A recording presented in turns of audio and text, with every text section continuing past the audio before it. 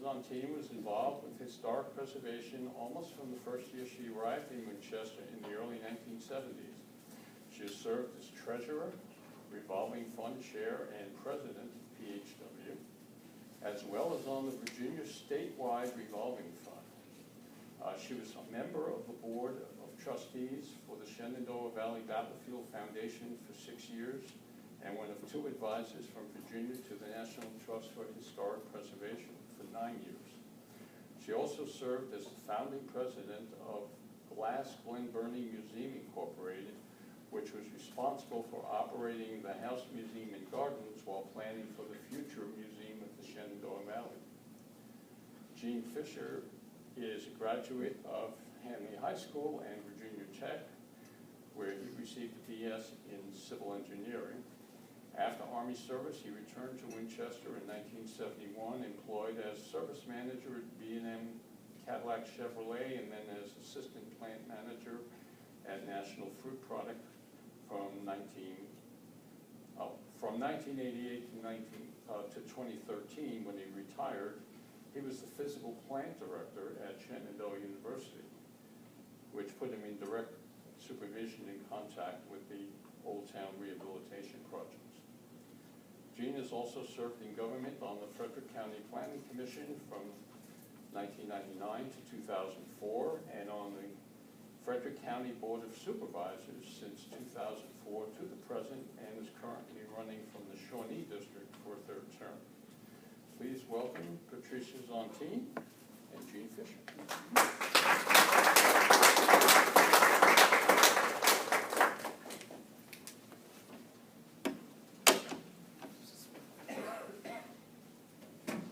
Okay. Well, I welcome you too. I'm really an old timer at PHW, and I want to thank Ed and Sandra for coming up with this idea, because it allowed me to go down memory lane. She handed me about a 3-inch folder on the Old John Kerr project, and I went through it, and I was amazed at so many memories that came back and how it all began and whatever, and actually how feisty we were as an organization. But anyway, first I'll give you a little bit of background on the history. John Kerr, the school was named for John Kerr, who was a cabinet maker. He died in 1870, and he left his estate for, quote, the education of poor white children in Winchester. The amount grew to about $10,000, and in 1883 the cornerstone was laid for the new building, and a 6-room addition was added in 1908. Initially, it served all grades through the sophomore year of high school. In the 1920s, after the opening of John Hanley, all students after the 3rd grade went to Hanley High School. You can imagine, I think about little kids, you know, they're just coming into the 4th grade and they're going to that big old school up on the hill. But anyway, it continued as an elementary school in one way or another through 1973. Then it was closed. It became the purview of the Municipal Buildings Committee on City Council. Jimmy Ship will remember that, when they had the committee structure and there were 3 members of that committee. It could go, as in many committees, it could go to committee and kind of die there and sit there, or they could take some action. So PHW, right after the school closed, 1975, we hired a professional preservationist, a well-known one, Arthur Ziegler from Pittsburgh, who was one of the writers of the revolving fund book, How to Do It, Whatever, and was one of the first in the country who had a revolving fund. So he came down to look at the district as a whole and talk to us about starting a revolving fund, but we also asked him to look at the Old John Kerr and come up with possible adaptive reuses. Not what you did, and most people came up with the same ideas: a community center, apartments for the elderly, court facilities, you know, lots of things that actually the school lends itself to many uses, and if they ever sell it, if Shenandoah ever sells it, I think it will be an attractive purchase for some investment group. So I mentioned the committee that was in charge, 3 members. The chair was semi-preservation, but the other 2 were strongly for demolition. mainly because they attended a church across the street and they wanted more parking. So I don't doubt that they needed more parking, but that wasn't the answer for it. So in 1979, Howard Shockey and Sons submitted an estimate for renovation of the Old John Kerr Building to the city manager, and the price then was about $723,000. The building's current assessment at that time was $148,000, and PHW had already made an offer of $66,000 to purchase the building. That had been rejected as too low. At that month's council meeting, this is 79, a letter from PHW asking for a fair market value to be placed on the school building. No action was taken at the meeting in response to our request, and I don't believe that ever did happen. In a version of put your money where your mouth is, which is one of the things that guided PHW through the early revolving fund days, we coordinated a joint civic winterizing workday for December 1st, 1979. The goal was to stop further deterioration and to show the affection for Old John Kerr by Winchester citizens. One key to the success of the event was the strong support of community groups and businesses. It was co-sponsored by the Lions Club, the Rotary Club, Exchange and Kiwanis Club, John Kerr Trustees, and the Winchester Frederick County Historical Society. Orville Wine of Wine Sheet Metal offered to patch the roof at no charge, and E.E. Bayless paid for a large ad in the newspaper. Alumni were invited to pitch in as well, and two members of City Council came and actually volunteered that day. One was Tommy Creamer, who was chair of the Municipal Buildings Committee, and Charlie Zuckerman, who was chair of the Finance Committee. Windows were boarded up and 2 dump truck loads of refuse were carted away. I feel most important was the demonstration of public commitment and the Municipal Buildings Committee let's see here. It was the demonstration of public commitment. There was some PHW members are here, they may have remembered they brought in, one of those big trucks, those cherry pickers that went up and they were doing windows up there. They found a tree, I think, growing out of the building at one point, a small tree.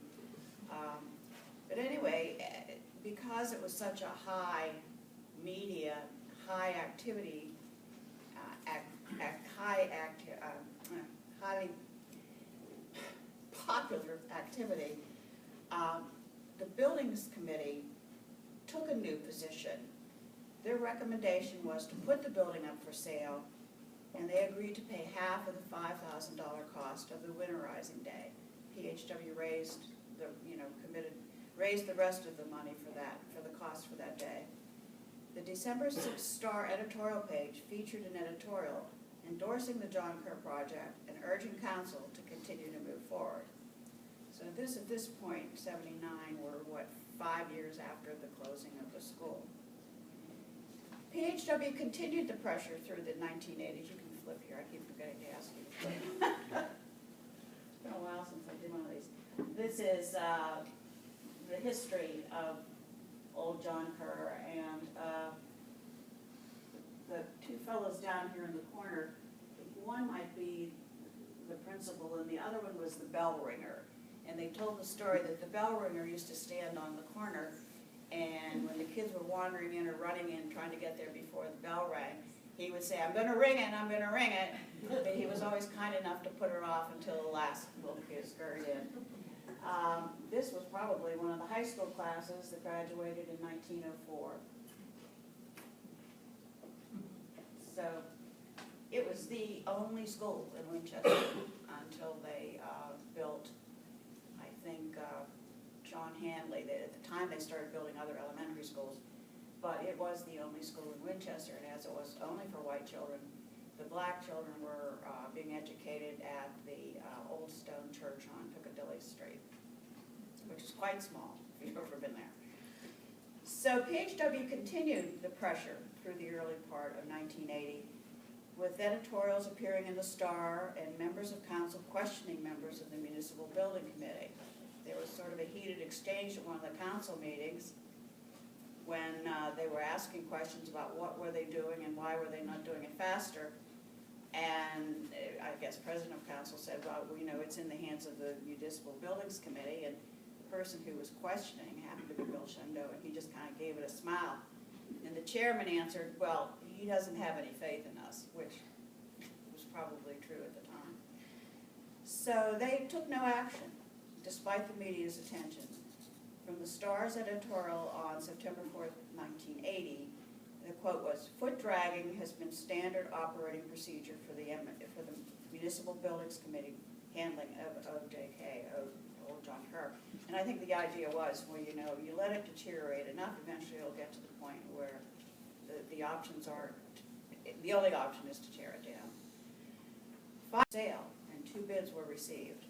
PHW's for $85,000 and Melco Inc. for $50,000. Both agreed to a covenant not to demolish the building. The Municipal Buildings Committee was asked to make a recommendation at their October meeting. At that meeting, council rejected both bids on a 7-5 motion. They asked the Municipal Buildings Committee to look into hiring a real estate company, which they did in December of '81, and then it went on the market openly. Spring of 1981 brought renewed hope. What else do we have up there? Oh, this is the 3rd grade, and actually Mike Foreman is in there somewhere. And probably if anybody here was in Mike Foreman's class, you're up there as well.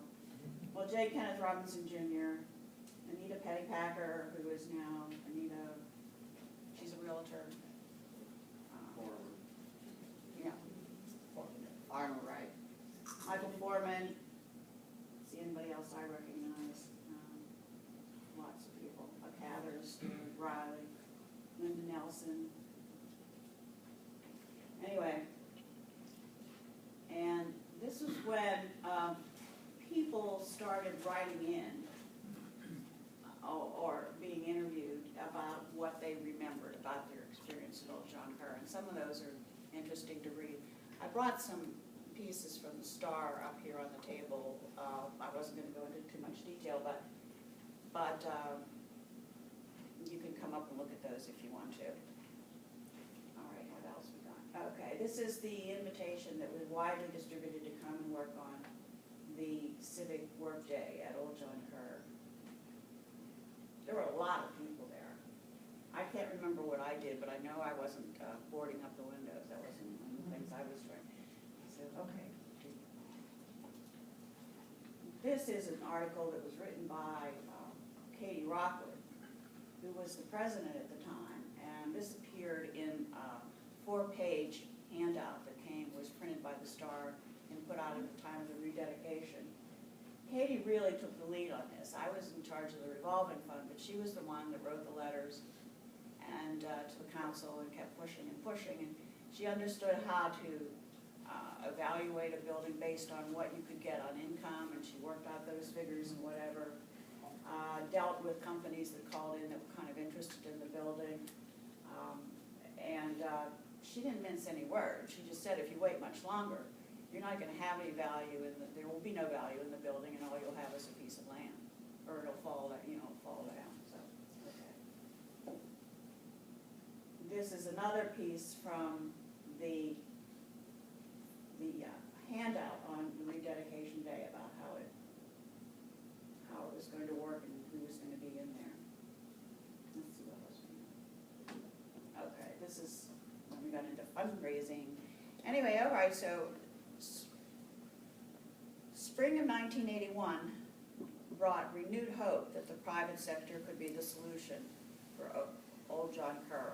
A well-respected developer proposed to convert the building into housing for the elderly. It fell through when they could not receive the necessary government money, Section 8, that would make the project work for them financially. Finally, in December of '81, the Star recommended the city let PHW have the building, and the title of the editorial was 7-Year Scratch, which was a takeoff on the 7-year itch, meaning that they had 7 years to fool around with this thing and what we were going to do.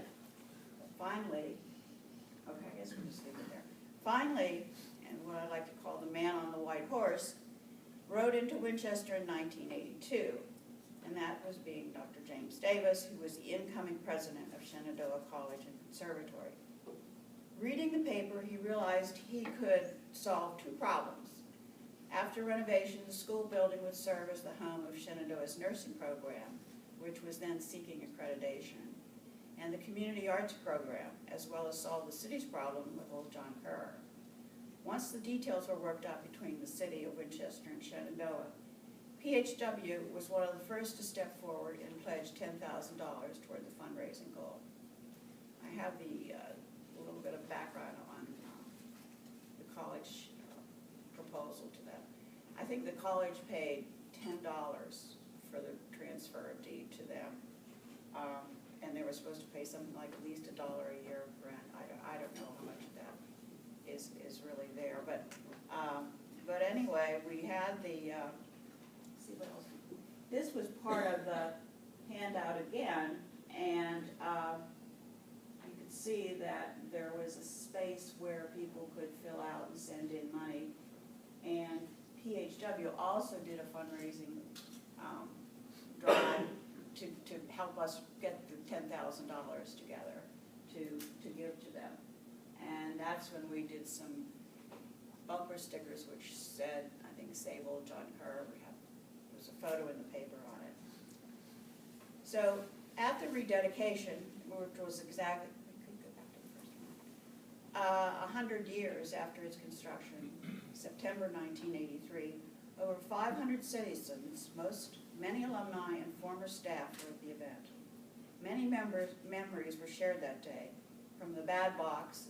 Those of you who, Gene, you probably remember the Bad Box. I never stood it. You never stood on it? You remember it though, right? Oh, yeah. From the Bad Box to their beloved Principal Virginia Sargent, taking flowers to John Kerr's grave every spring similar to what they do for Judge Hanley, and going to the dark basement for their milk and bathroom breaks. So, and looking all this over in a complete fashion, it occurred to me what really worked, you know, to save a building, what really worked here. Obviously perseverance, just never giving up, or you could call it nagging, really, just constantly nagging the city. What are you gonna do? Writing a letter, you know, do this, do that, you know, whatever. Media coverage, we had fantastic media coverage. There were 8 positive editorials in the matter of not too many years from the Star. I will just say quietly that there was another editorial page editor in charge of that page at the time, but the Star itself was obviously positive about the project because they ran numerous articles. And actually, one of the Lewis brothers did an editorial on WINC for PHW. Community support, just about everyone over a certain age attended Old John Kerr at one time or another. And they treasured their memories, and they didn't want to see this building come down, and the building was sound. There was no reason that it needed to come down, but it did need attention. And finally everyone came together and decided its best use was adaptive reuse and not a parking lot. Thank you. And I have some stuff up here on the table if you want to look over some of the details. There's a little bit here where Mike Foreman wrote his memories of Old John Kerr, which is interesting, and I forget the woman's name, Mary Miller, I think, wrote in an article to the Star, which is fun to read too, so thanks. I appreciate the opportunity to be with you today. Pat hit on something, you know, the memories for me for a lot of these buildings that Shenandoah University's acquired, you know, John Kerr, Miss Scales, Miss Sargent, Mrs. Moore was the principal back then, and you did not cross her. She had a paddle hanging in her office. In one of our earlier discussions, we talked about Shenandoah University and history. How much was Shenandoah really involved in history? Was it really more about the involvement in downtown? Got me thinking about our current president, Dr. Tracy Fitzsimmons, and I'll refer to her as Tracy. That's how we know the president is Tracy. She currently lives in the old Reliance Schoolhouse down in Warren County. And she has students and functions down in the lower level, still has the stage and everything in it. Last year, Shenandoah acquired Cool Springs down in Clark County, site of a Civil War battlefield. I think it came to the university through the Civil War Trust. And I was thinking about Shenandoah being founded in 1875 in Dayton, Virginia. And if you listen to Tracy talk about Shenandoah University, she doesn't just talk about Shenandoah University, she talks about Shenandoah, Shenandoah Valley, Shenandoah River. So I think it brought to me, he's talking about involvement or commitment, and I'm going to come back to that a little later. I think the university, you know, the historical significance of it, if your presence in a historic building, that filters down through the ranks. And it made me think about Jim Vickers' trustees, a lot of trustees. If you look at this building, it's in the fabric of the university. So it's been very interesting for me. I was thinking of all the fun that I have with some of these buildings, along with the heartaches, and I guess they were fun aches, if you want to call them that, going through some of this. What I'd like to share with you are two things. It's a little video clip on Mr. Feltner with the Feltner Building, and then I have some pictures of the construction process through the Solenberger Building. But the university also has the old Social Security building down on 20 South Cameron Street. But I'll tell you what sticks in my mind there is Mrs. Sandy handing this young 20-year-old his draft notice. That's what I remember. I don't remember anything about Social Security. And then is the CNS, the old CNS Bank on the north end of the mall. You know, Bob Evans, I think Bob, and you know, that structure. There's a plaque on the side when President McKinley was here. The university has that building. And then with the involvement with the Solenberger Building, and I'm going to come back to this involvement or commitment. It kind of reminds me of the breakfast foods, you know, bacon and eggs. You know, it's like the chicken's sort of involved with the egg, but when it gets to the bacon, you got to say the pig's really committed. And I think that's where Shenandoah is as far as its community and things that it really wants to do. Let me see if I can get this video up on Mr. Feltner. It's only like 3.5 minutes.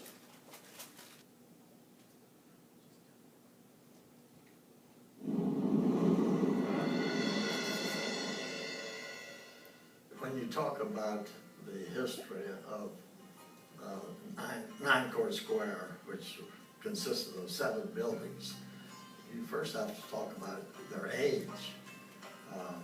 Each of the 7 buildings were built in the 1870s, which means that all of them were at least 150 years old. The buildings were in such a deplorable condition that I had a friend, as a matter of fact, he used to work for me at the F&M Bank, and he came to me and said, I think you should consider preserving 9 Court Square. And I said, well, why did you say that? And he said, well, the county is seriously considering tearing down the building and moving to the county. It was finally resolved whereby the F&M Bank would get 9 Court Square.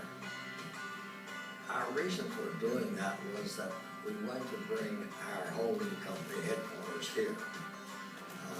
And it would be much more practical for us to have one building than having 7 separate buildings. And that was one reason why we could combine them all together. We preserved everything that was possible to preserve that was original to the buildings. At one of the holding company board meetings, I told them that I realized that once I retired that I would probably sell the company. And that if they did, this building was not to be a part of that transaction. The building was transferred to the Feltner Community Foundation. I discussed it with my family and my wife Helen and Jill said, well, why don't we convert it to a museum? We have all of the cooks and paintings that went with the building. And Helen said, I have my lamp collection, you have your Stein collection, your bank collection, and children's classwork collections. Why don't we put all those in the building and convert it to a museum? I was principally involved in the relocation of Shenandoah from Dayton to Winchester. One reason that I decided to give them the building was because of my association with Shenandoah. And I was chairman of their development committee, which meant that I had to do the legwork of raising funds for them outside to the general public. From that standpoint, I feel very close to Shenandoah, and I was delighted that we were able to work out an agreement.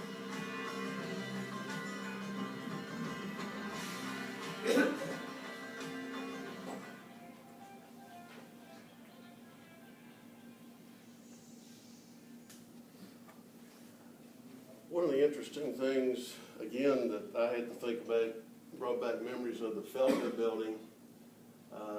1952, the front part of the building housed two businesses that I remember. Northern Virginia Power Company, and all the glass windows with the Frigidaire, washers, dryers, refrigerators. And next to it was the old Army-Navy building, the A&N store. That's when JCPenney, I think, was still on the corner where the parking lot is today. The gentleman that got transferred down here in 1952 was my father. He worked in that building. So when the university acquired it, we got involved with maintenance of the building and everything. It brought back a whole lot of memories for me, just walking through and seeing what Mr. Feltner had done with the building to take those 7 separate buildings and turn them into one really nice functional building. Museum on the first floor. I think the university has that open to the public for a certain amount, a limited amount of time, but they do that. It's a project, I think, for the students. The old Frederick County Court tax records part of it has all the Kunstler paintings in there. He just, I think, had a really great vision, and of course, as he mentioned, was heavily involved in the moving of Shenandoah to Winchester in 1960. And if you have questions as I go through the Solenberger building project, please feel free to interrupt, and I'll try to answer them. I have to admit, my memory after being retired for 2 years, there were some details I was thinking about in the building. I'm like, geez, I'd have to go back and pull some records up and data to remember some of those details. One of the main conversion of this was into suites for students. They're from one bedroom up to 4 bedroom suites. And there's 25 students, there's capacity for 25 students. One of the requirements for those students to live in this building is they have to be involved in a service project somewhere in the community. I remember one of them was a nursing student involved giving, I think maybe it was blood pressure checks at the free medical clinic. But all the students are required to do some type of service for the community. And I will say now that I'm retired from university, there's a tremendous amount of service provided to this community through the students that goes on unnoticed.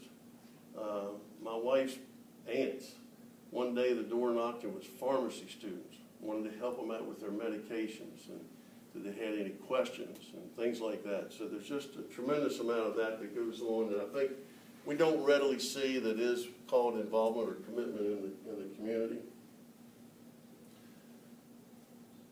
The first slides have some, building was built in 1865 at the end of the Civil War. It burnt around 1894. It took a number of years for it to be reconstructed, and it was in phases. Can you all read that? Can you see that clearly?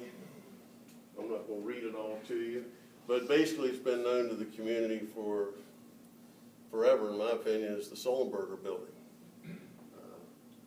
I can tell you that a lot of the materials when I built my house came directly out of this building. Sam Riley, Jack Shiley, and all the guys down there.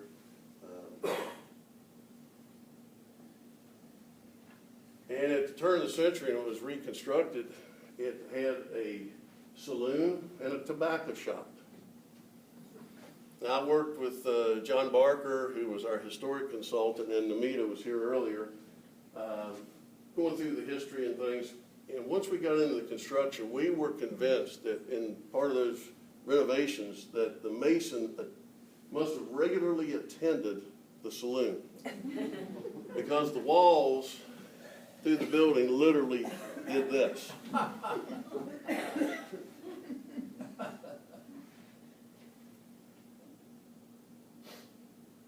Some of the features that were maintained had to do with the ceiling structure out in the front part of the building. We either reconstructed it or replaced as necessary. The front of the building, I never knew it, but all along these areas here was like brass under there, or copper, I'm sorry, copper. It was all oxidized, and that was all cleaned off. I was shocked. I had no idea that it was there. But it was amazing how that cleaned up. And one of the features along this front were the kind of like let-it-in windows. And that was done by Shenandoah Glass. They literally took that whole thing out. It was about ready to fall in. And they completely reconstructed it. So when you walk down the mall, if you take a look at that, it's a pretty nice feature that was put back in the building. The front drive-it-like finish on the building was literally about ready to fall off in places. Around the right-hand corner, it was literally coming off the building. We had to get permission from the adjacent owner to, Shockey's did, to use their roof to get up there to renovate that part of the building. And the shot on the right here, the picture here, is from the rear of the building looking down the alleyway towards the mall.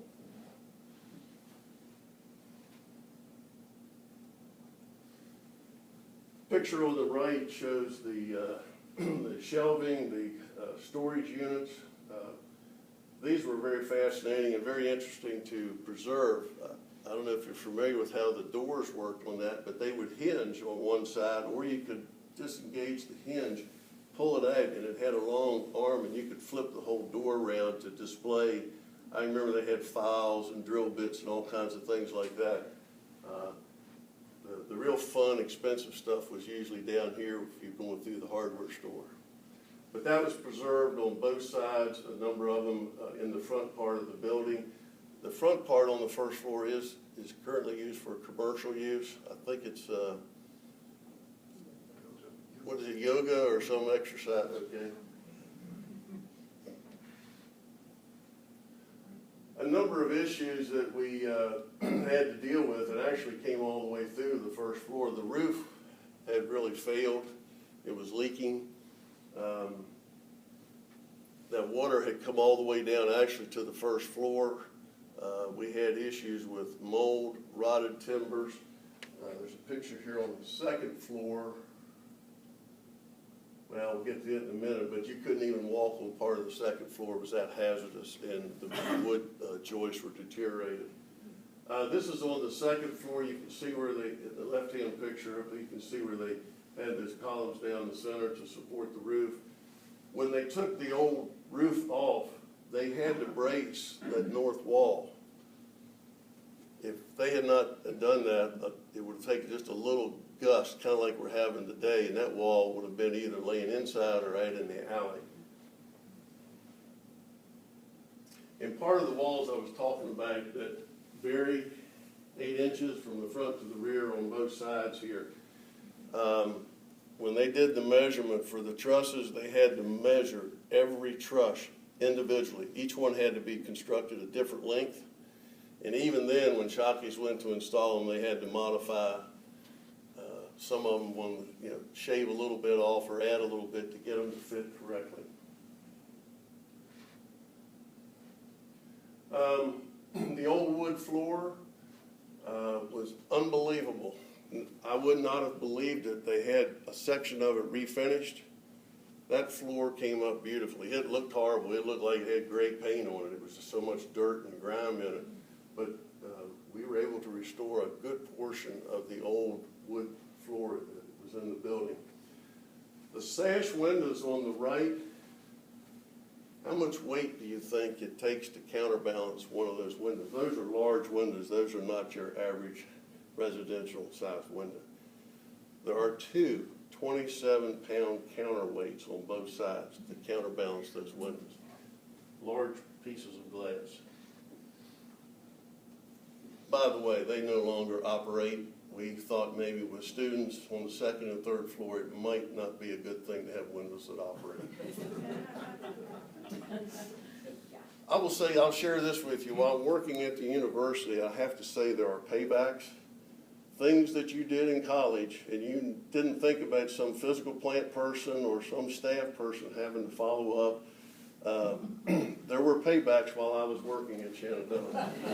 And all I could do was laugh internally. Third floor, again, you can see where they had to brace the walls.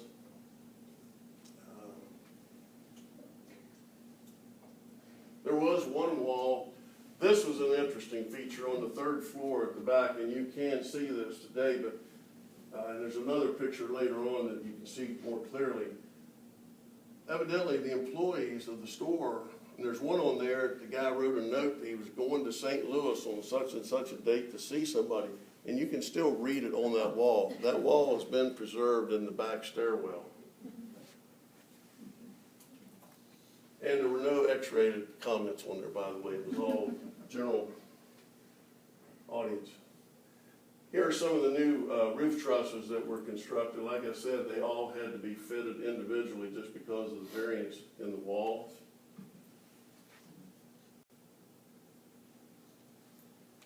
The front of the building had an entirely new surface put on it and patched in places, and I think it was a light green paint that was applied to it that was approved. In the center, you can see some of the handwriting that's on the that wall in the back stairwell.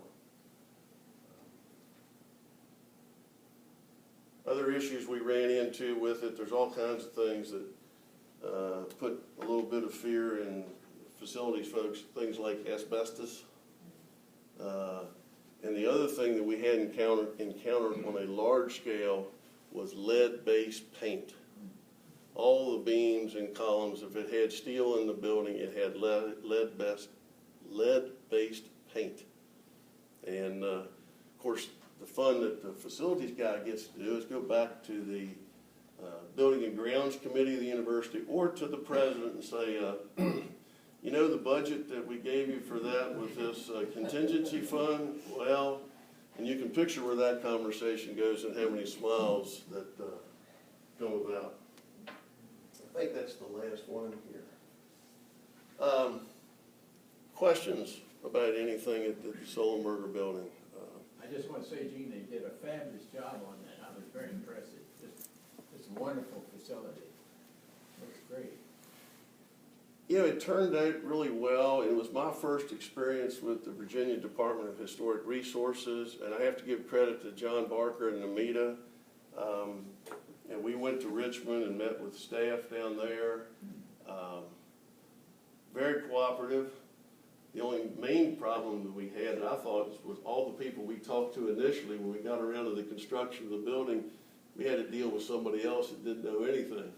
So I think John had to bring those folks online, but I think it was a very cooperative effort. The institution being a private facility, I know people have asked me, you know, how much government funding does Shenandoah get? Very little, if any. One of the things that allowed this building to really function were the historic tax credits. And I know, Jim, you probably can speak more clearly to that, but I think that was a very prominent factor in the university being able to afford to renovate this building was the sale of the tax credits. And I believe, if I'm not mistaken, Jim, a number of the trustees really stepped up on that one. They did. What happened was that we were able to sell a lot of tax credits to trustees. So that saved a tremendous amount of the fees that we would typically pay to a third party for tax credits. And just to talk about the Historical Resource Department just briefly, Kathleen Kilpatrick, which was the director at the time, and I've worked with her on a number of our buildings, is just a wonderful person. Unfortunately, she's not in that position any longer, but she just fell in love with Winchester and would make trips up here, all the way from Richmond, and just spend a whole day up here just walking and looking at buildings, giving us advice, what we could do or couldn't do. You know, it's just a tremendous experience. And Solenberger Building, Gene, you're right, it would have been very difficult for the university to do that building without the tax credits. And, you know, being from a facility standpoint and the expenses that are involved in rehabilitating a historic building, you just run into all kinds of issues. There was a wall, and it's actually part of the suites. It's an internal wall. It has an arched window. It was kind of the end of the third floor. If I'd have walked up to that and done this, that wall would have been on the floor. The mortar had deteriorated that much. But that wall was restored, and it's actually, when you walk in one of the suites, there's this arched window still preserved in the wall. So we were able to keep that. Very high quality living spaces, in my opinion. I mean, they have kitchenettes, there's laundry facilities provided. I think it's a real choice place to live for students. I suspect, and I don't know this, but I suspect they have a waiting list. Typically, there's 100 students that will apply for, Yeah. how many? 25. 25, for the 25 spots. I mean, it's, and they all have to do presentations as far as their community project is concerned, so there's a lot of competition, which is really good. Did you retain the elevator? Which one? We actually, John used to have a keg of nails sitting in it so it would stay balanced. that was the little one up front there. We actually did use the existing elevator shaft that was there, the old freight elevator shaft. It was big enough to accommodate, but that front one, you know, if you went down in the basement back in the 60s and 70s to get your plumbing supplies from Sam Riley, this is how you walked in the basement, because that's where the joists were. I couldn't stand up down there to take your head off, but Sam was only about this tall. He worked down there just fine. But that's where all the plumbing supplies, the submersible well pumps and all that stuff was in the basement. Electrical supplies were on the third floor, and if you came in with a gadget and it was some oddball off-the-wall electrical thing, you know, I can still hear Jack shout, "It's up on the third floor, go find it." And I mean, they had stuff up there, but you just had to have patience and go look for it. And if it was something no longer made, you probably stood about a 9 times out of 10 chance of finding it. It was amazing what was up there. You just had to go look for it. Yes, Karen? I don't know if you can speak to this, but is Shenandoah looking to restore any other buildings anytime soon? I really can't speak to that. I would think it would, can't speak for the trustees or the president, but I would say that they probably, as opportunities would present themselves to work in cooperation with the city, Preservation Historic Winchester or whatever, I would think that the university would, you know, would be open to those kinds of opportunities. Yeah, and actually we have discussed that. The Solenberger Building really allowed the university to bring students living right in the core of a historical downtown, which was a big home run for us, because before that, our students stayed on campus, and a lot of times on weekends they would go to their houses, you know, go back home. Now we're seeing more students, not only in the Solenberger Building, but also renting from other owners of apartments in the downtown area. And we're finally getting our students to be really engaged with the community at large. And that's been really a win-win situation.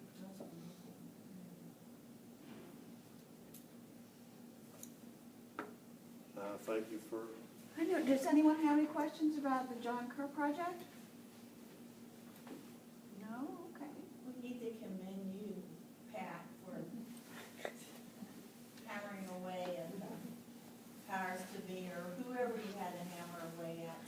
Okay, you know, actually, a couple funny things. We met with the Municipal Buildings Committee one time, and it was one of those early morning meetings. And I had a necklace on that kind of just had this little ball that was sitting right here, you know, where the pulse is. And I would get really angry. Katie would always stay very calm, and I would just, you know. And she said afterwards, she said, I looked over, she said, and that little ball was just going bum, bum, bum, bum, bum, bum, bum, bum. Because they could be, I mean, it was frustrating, to put it that way. Mark? Pat, could you say a word about how the building's being used now and whether that is a sustainable use? I imagine it's all community arts project now, and I think that probably is sustainable. I don't know if the college or the university is subsidizing that or not. But as I said, I think if they chose to sell it, I mean, you could use that building for a lot of things. In fact, one of the things that Tommy Creamer did push is he thought the social services should go in there, and one other city department should go in there. But they never took any action on it because the other two members of the committee really wanted it torn down. And they were able to, you know, drag it out. I wanted to mention one thing I forgot. By the time the building was finished and rededicated in 1983, I was employed by Shenandoah University in the development department. And my big project was working on that rededication ceremony and getting the word out to alumni and you know, being part of putting that 4-page flyer together. So that was good. I enjoyed that a lot. The programs there, and I'm dated 2 years, but 2 years ago there were probably 1,300 to 1,400 individuals involved, from toddlers to adults, in the programs that go on there. And over the years, those programs have only grown. It's pretty desirable space for those activities, and they seem to thrive. I can tell you the maintenance that was required in the building showed it got, you know, pretty heavy use. All the steps, I mean, up to the second floor, whatever, they were all just, I don't know if you've been in there, but they're just all like this from hundreds of years, over 100 years of people just walking up and down. I mean, PHW used to have their board meetings there, so other people used it for that. Shenandoah, along with, I don't know if it was Belgrove, but Theodore Resville worked on it. It was a really nice exhibit of antiques, and I think it was sort of like Valley craftspeople and those that followed, so that it was antiques that had been done a long time ago.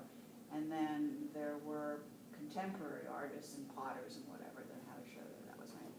So it was used a lot of ways. And then, of course, when nursing moved out, they had the whole building to themselves. Jean made reference to the basement. The toilets were in the basement, and so you had teaching me I go to the basement. And you could when you get to Handy, that was first or third grades at John Kerr. When you got to Handy, then you could tell the kids who were just coming up from John Kerr because they asked the teacher, "May I go to the basement?" No, there was no one. Well, there was. The last year it was used by the 6th grade, because at that time they were building Daniel Morgan, and so they opened it up and used it one more time. There used to be we have a moderate number of Greek families, and on Saturday mornings, Yaya, I think it was the Simple Soriatrus, who had a home up at the Old Palace Restaurant. It was just right, I don't know, down on Main Street, and Yaya, she used to teach a little class of Greek children there at John Kerr, and the steps come up on the side. There was entrance to the basement there, and they had a little ante, sort of a kid sat maybe waiting for the bus or something, and that's where she taught the Greek kids there. There were photos of kids on the steps. That's where they had the class photos done. Yeah. I don't know if they were all in one room or not, but there were like 35 kids to a class. Yeah. I mean, 35, 40 kids. none of this, 25, 20 kids in class. So, but it seemed to work all right. Well, thanks for coming. I enjoyed working on this project again. Thank you.